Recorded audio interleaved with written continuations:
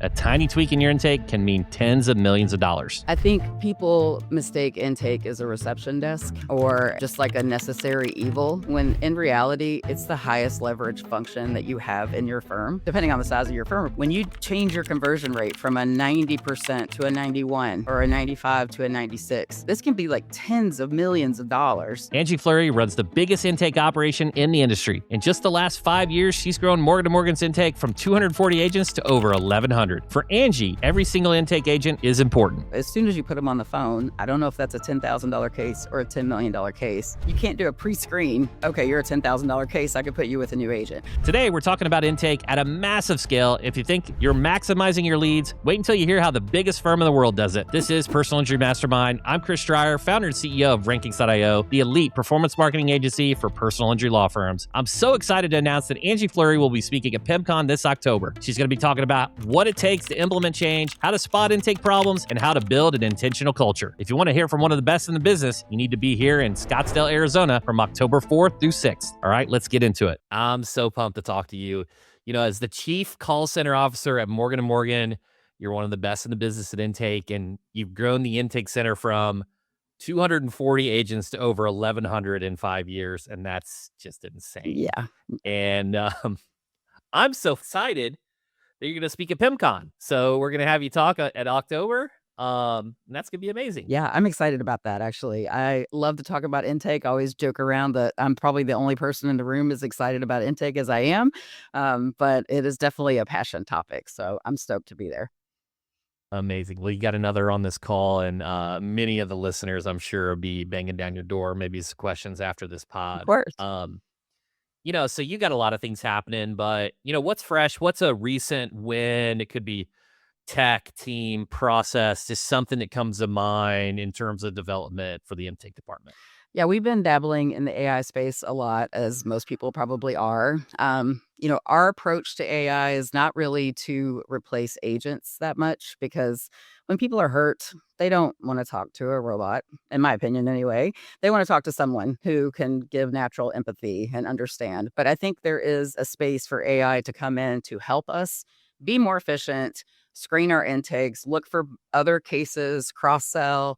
And we've been implementing things like that for a little bit now. Most recently, we put an AI in that transcribes the call, and it creates a description of incident for the attorneys. So now they're getting like a uniform description of incident that tells them exactly what happened. And it cuts about 5 minutes off of our call time, which with 1,100 agents, you can imagine if I'm saving 5 minutes per call, 2 million calls, that adds up. So that's been really exciting as we've been kind of dabbling in finding ways to be more efficient. That's incredible. Thanks for sharing. Yeah. So I want to kind of just dig in and, you know, I guess just throwing it up here, and I've got a ton of questions for you. Let's just start with one that's a little different. You know, what do you think the number one thing that people consistently get wrong about intake? I think people mistake intake as a reception desk or just like a necessary evil, when in reality, it's the highest leverage function that you have in your firm. And when you think about that, what other part of your firm can you make a small change in that can impact your bottom line so strongly? You know, when you look at like conversion rate, for example, when you change your conversion rate from a 90% to a 91 or a 95 to a 96, this can be like tens of millions of dollars, depending on the size of your firm, of course. But this is just a little change that you can make that can have such an impact on your bottom line.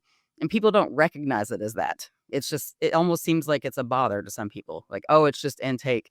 Just get them in the door, and, the attorneys will figure it all out. But in reality, it's your sales floor.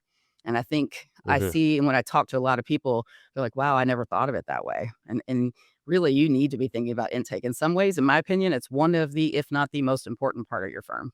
I couldn't agree more. You can drive all these leads to the business, get a big hole in the boat. Your CAC and all the costs are never going to work properly. Then you're going to judge and say the channel's poor. Right. Whereas, you got a lot of pushback there. I guess for me, it drives me nuts. The smaller firms, it's like, well, who does well, I answer. Right. It's like, and then it goes to my other attorneys if I'm not available. So we answer. I'm like, yeah, but Speed to lead and all these things, you're missing out on conversions. Absolutely. And how many times don't you answer is the next question. If you really put a number on it, how many times do you miss a call?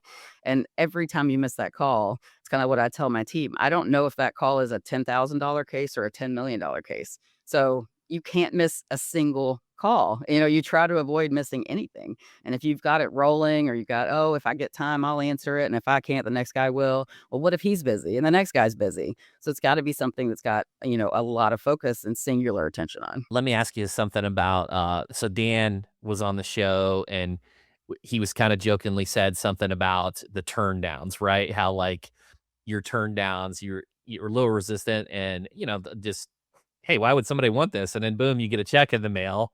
So talk to me about that process, that change of sending your turn downs to other firms to take a second, third, or fourth look at some of the cases that you don't take.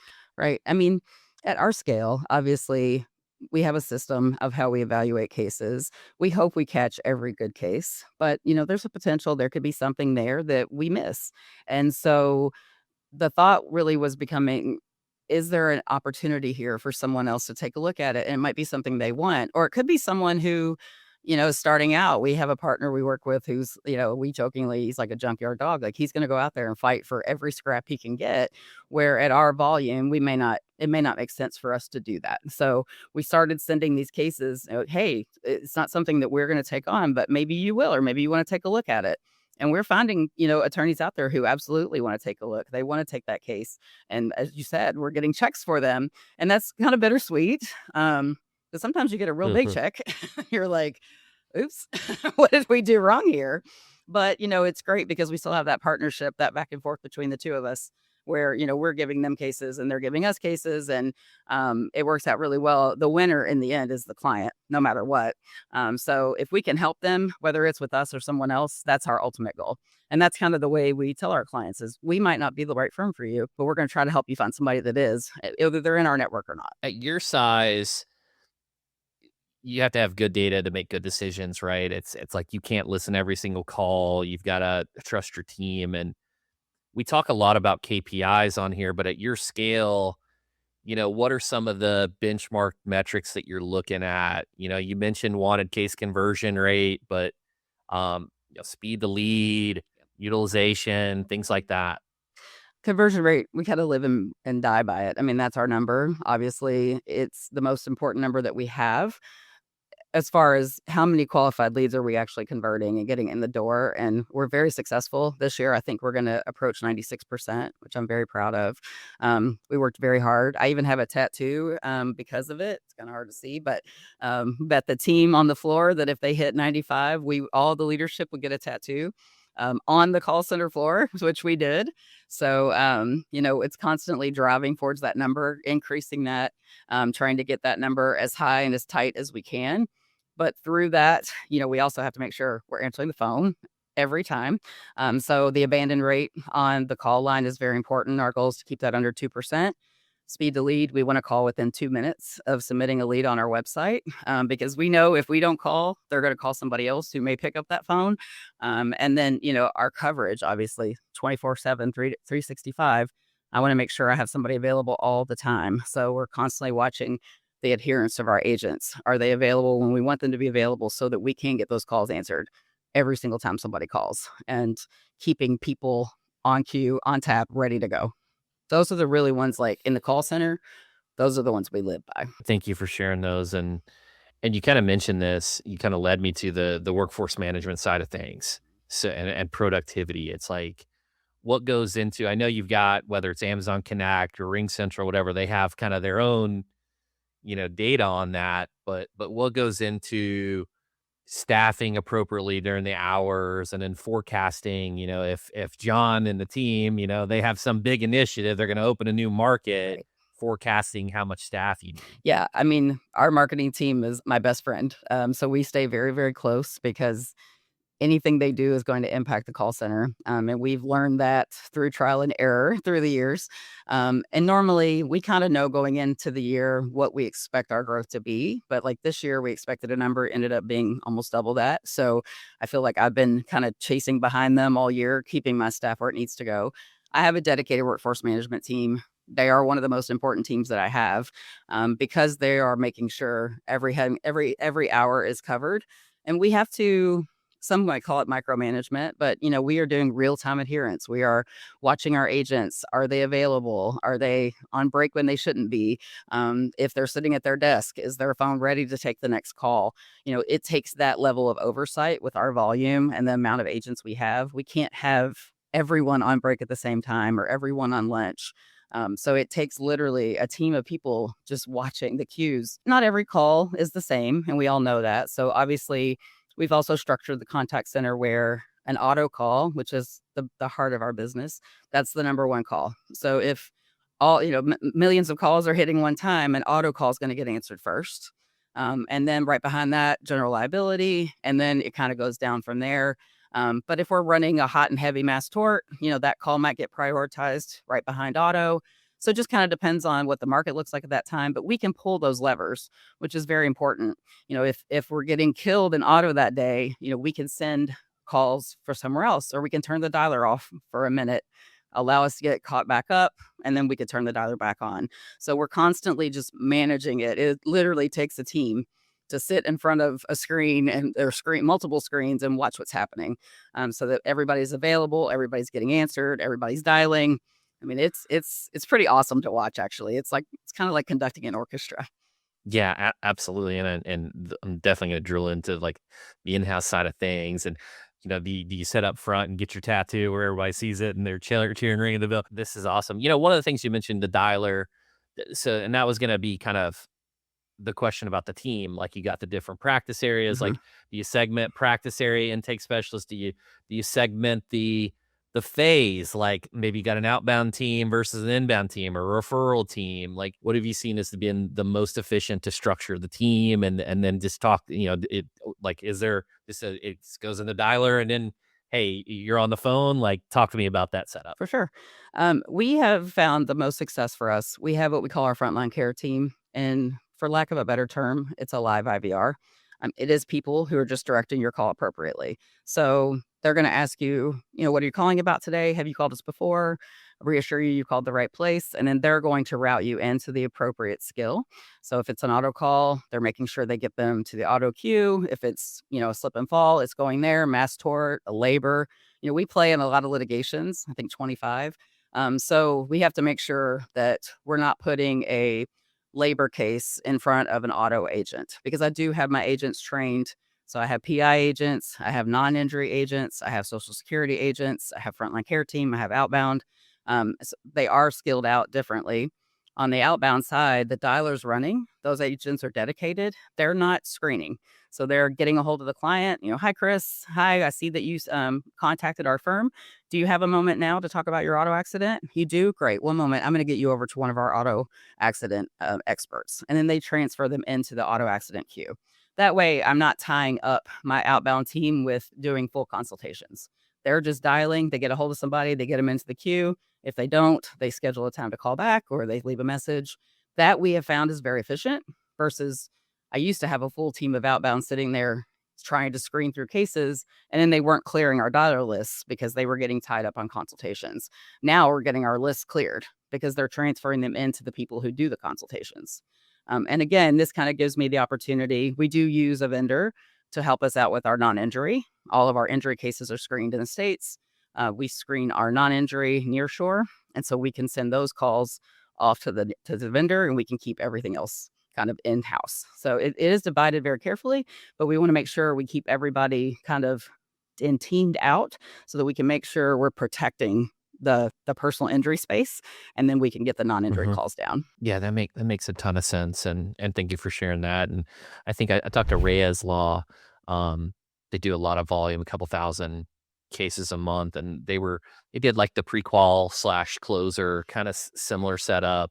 Get somebody and yeah, because it's just bandwidth. You don't have the time to do those long calls to dig in. Right. Because if you have, we have almost 100 people on our outbound team, but should 60 of them be on a consultation, that's 60 people I have not dialing now, and I need them to keep dialing because the lists are long. We're calling on follow-ups, we're calling on leads, and I want to dial that lead as fast as humanly possible. So I want to keep them available. And that kind of allows outbound to just focus on outbound. And I don't have to worry about, Mhm. oh, now they're busy taking inbound. We don't ever cross that line. Outbound stays outbound.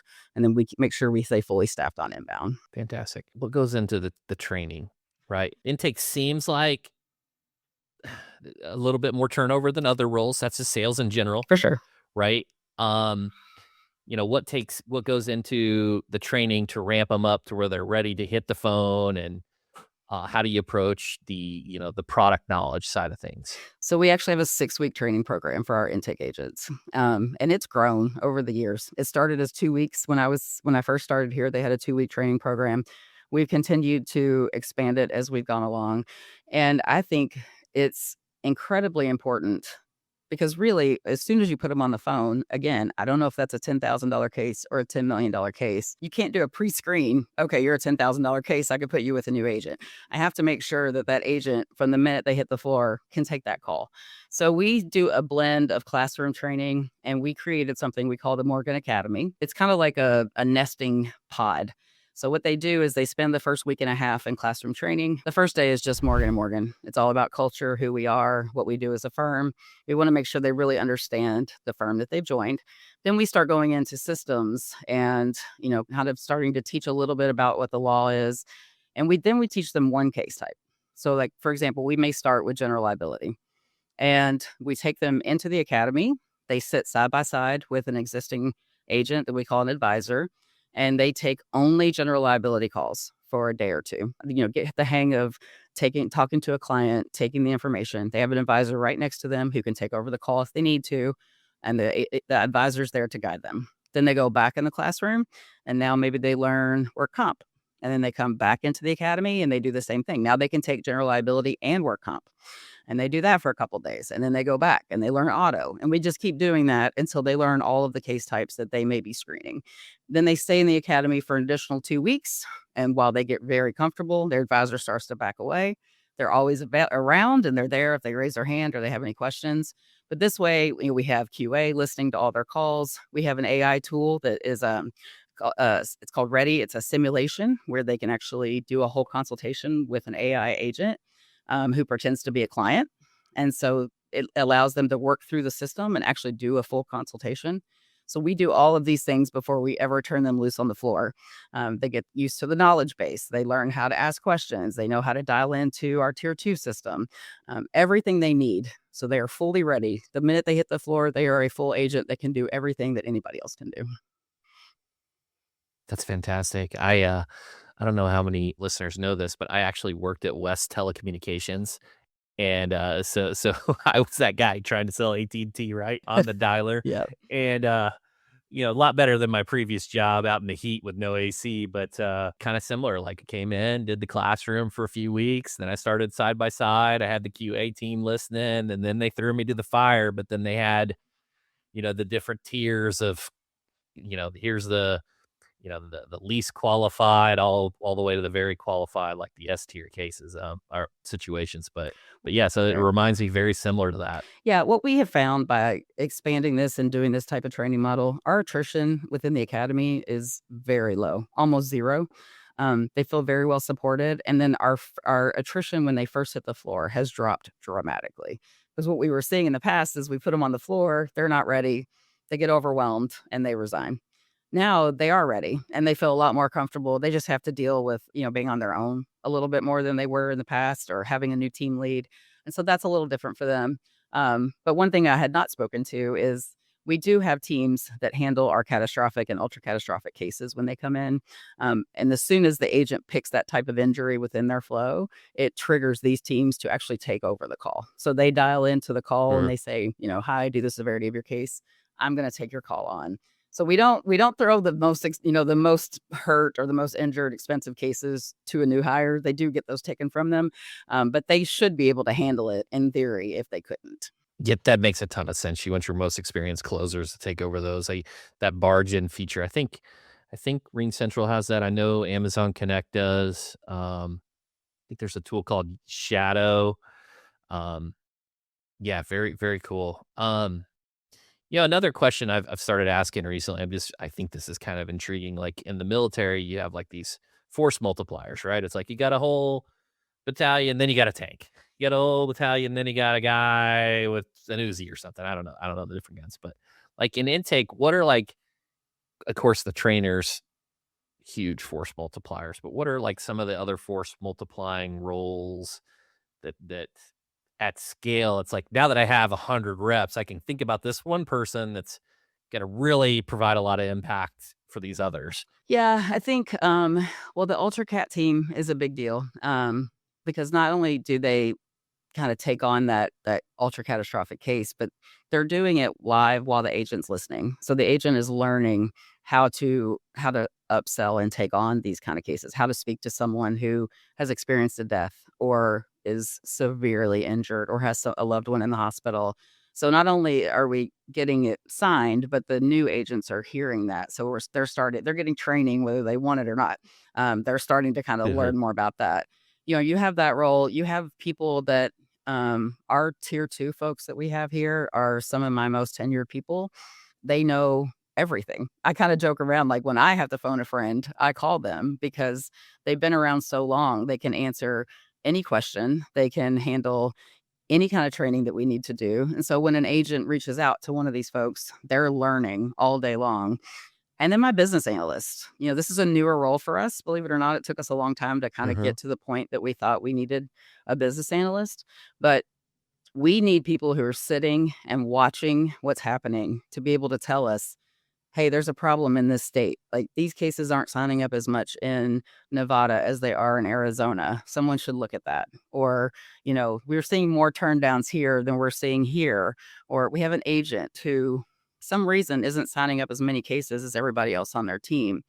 Having someone just sit there and study that kind of data is changing our business because it's stuff that, when we're in the trenches, I always kind of joke around, call it herding cats. But when we're out herding cats, we don't have time to look at that level of detail every day. And so having someone whose whole job is just to sit there and study the data, pop it into Claude spit out and say, "Hey, yeah, we found something here." It's been game changing. I mean, it is literally changing the business. That's incredible. That's incredible.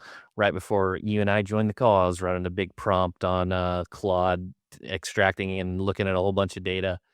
I just threw it a whole bunch of data and I said summarize and scrutinize. That was that was the that was my I prompt. love that. Claude's the best. I mean, Claude is changing the game for us here. It's been fantastic. For our audience listening that wants to send a referral or wants to send you those turn downs for a second look, how does that process work? Do they get in touch with you? Do they contact the Morgan Connection? Like how does that process work to get Yeah. a part of the system? The Morgan connection is ideally where they could go, but I'm happy to connect them if they wanna reach out to me. They can actually just call in to Morgan& and Morgan, and we can connect them if they get into the call center. That's easy enough. Everyone knows how to make that connection, but the team on the Morgan Connection side is fantastic. They'll work very closely with our partners. What kind of cases are you looking for? Is this something that you would like to see this type of case? Or, where is your sweet spot that you would like us to send, and what venue and what area? They are wonderful. I work with them all the time. So yeah, just reach out and we can hook you right up. That's amazing. And for our audience listening, that just wants to connect with you, has any questions with you, what's the best way to get in touch? And then also maybe just a preview of PimCon, like what you're going to talk on, maybe that we didn't touch on. Yeah, I think, we're still working on what we're going to talk about at PimCon, but I think talking a lot about what it takes to implement change, where to start finding problems in your intake space and identifying them early on. When you have one or two people, and because those problems multiply when you have 5 or 6, 10, 20, 20 to 50, starting to look at things like that, talking about culture and how it needs to be intentional because it matters, especially recognition and things like that for the people who are doing your intake. So it's going to be a lot of fun stuff. I think I'm working really closely with your team there to build out what hopefully will be a fun and very informational session. But in the meantime, if anybody wants to reach me, it's aflury@forthepeople.com. It's Flury, like Fury, but with an L. And we do have a very robust filter, so maybe email me twice if you don't hear back from me, but I'm happy to answer any questions. Amazing. Angie, thanks for coming on the show. Thank you. Excellence is the standard, and Angie's team proves it every day by tracking KPIs rigorously, prioritizing training, and leveraging force multipliers like AI and specialized routing, Morgan & Morgan has built the ultimate sales floor. If you want to hear Angie talk about how these lessons can be applied to your firm, then go to pimcon.org right now and grab your tickets for PimCon 2026. That's pimcon.org. I'm Chris Dreyer. Thanks for listening, and we'll catch you next time on Personal Injury Mastermind.